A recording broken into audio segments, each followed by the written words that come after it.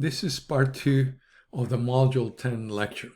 As we mentioned in the previous recording, the distribution to use for a goodness of fit test is a chi-square distribution with degrees of freedom equal to the number of categories in the binomial experiment minus 1. So let's talk about the chi-square distribution.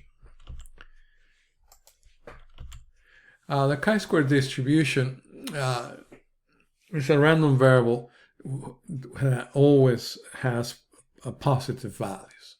So this distribution is bounded at 0. It cannot have negative values, only positive values. Is positively skewed, and only for very high degrees of freedom you may end up having a bell-shaped distribution, but always of positive numbers. And the single parameter that defines a chi-square distribution is the degrees of freedom. In this sense, it's similar to the t distribution, because if you remember there was only one parameter, the degrees of freedom. All right, so to find chi-square probabilities, we're going to use table 6. This table 6 is similar to the t distribution in two senses. One, each row corresponds to a single chi-square distribution, and the degrees of freedom tells us what chi-square distribution we're working with. Also, this table uses probabilities to the right of the chi-square value.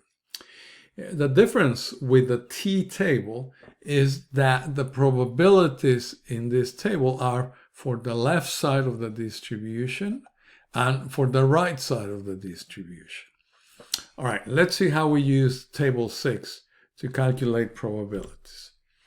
All right, so in this first example, we want to use table 6 to find the chi-square value for a chi-square distribution with 7 degrees of freedom for a probability on the right tail of 0.1. All right, so this is what we're seeking, this value right here.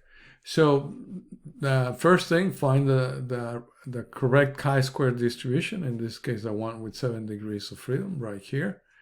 And then you scan across until you find the probability that you're looking for, which in this case is 0.1. And there you find the chi-square value, which in this case is 12.017. And here this diagram is showing you this is the chi-square value for the whose probability to the right of it is 0.1. All right, so again, the table gives you probabilities to the right directly. All right, what do we do if you want probabilities on the left tail? And in this example, it says use table 6 to find the chi-square value for a chi-square distribution with 5 degrees of freedom and a probability in the left tail of 0.05. So in this case, we have to use the complement to find the probability to the left. If you think back to the standard normal distribution, that the standard normal distribution always gave us probabilities to the left. And if we wanted probabilities to the right, we had to use the complement.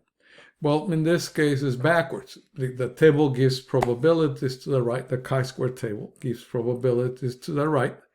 And if we want to find probabilities on the left, then we need to use the complement. So, and that's what I'm showing here. So the probability that a chi-square value is bigger than some specified value that we're looking for is 1 minus the probability of the chi-square left to the left of that value, which in this case is 0.05. So 1 minus 0.05 is 0.95. So then what we do, we go to the table, find the row with 5 degrees of freedom. That's the chi-square distribution that we want to use. And now we go across and look for the probability of 0.95. Then you see that the chi-square value, whose probability to the left is 0.05, or whose probability to the right is 0.95, is 1.145. And that's what this diagram is showing you. All right, so we're gonna use right now for the case of the goodness of fit test, we don't need to find probabilities on the left side because we know that this test is always a right tail test. So we're going to use this approach to find the upper critical value, or the find the bounds for the p-value. All right, so with that, let's then talk about the test statistic. And remember that the chi-square is always positive. Well, here you see the chi-square statistic, which is the difference between the observed value minus the expected value squared. So that difference will, when you square it, will always be positive. Because the expected value is a positive quantity, so all the individual chi-square values are always positive. And with this summation sign is saying that we're going to sum this difference divided by the expected value, well, this difference squared divided by this value, from category 1 all the way to category K. And so in here, again, O sub I is the observed frequency for one particular category, 1, 2, or all the way to K. E sub I is the expected value, which is the product of the number of trials times the probability of success of each category. So we need to multiply this times the probability for each of the categories.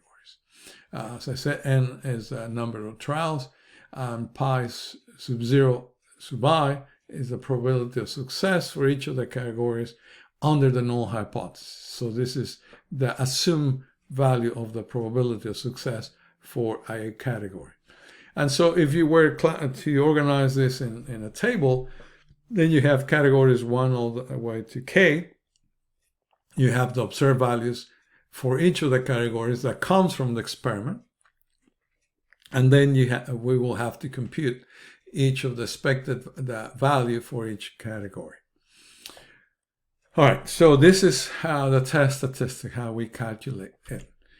Then once we have the test statistic, the next step is to make a decision about the null hypothesis. So if we decide to use the critical value approach, well, we remember that this is always a right tail test, which means that the rejection region is on the right tail of the chi-square distribution.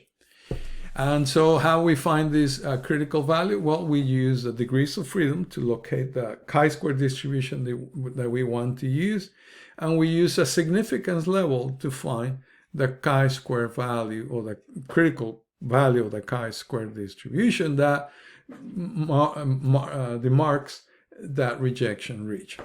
And again, the rule is the same as before. If the observed value of the test statistic lies in the rejection region, well, we reject the null hypothesis. Now, if we decide to use the p-value approach, again, because this is a right tail test, the p-value is the probability to the right of the calculated value of the test statistic. And that's what I'm showing right here. Now, because the table 6 only gives you a few probabilities on the left side and a few probabilities on the right side of the distribution, all you can do with the table is to find some rough bounds for the p-value. However, if you like to get the exact p-value, then you can use Excel and use this distribution, which is equal to chi-square dist RT for the right, and then use the value of the test statistic that you calculated and the degrees of freedom, and that will give you the exact p-value. And the rule for rejecting the null hypothesis is the same as always. If the p-value is less than alpha, we reject the null hypothesis. All right, so in the next recording, then we'll review the example we started with, and we'll perform the goodness of fit test. So I'm going to stop here, and in the next recording, we'll talk about this example.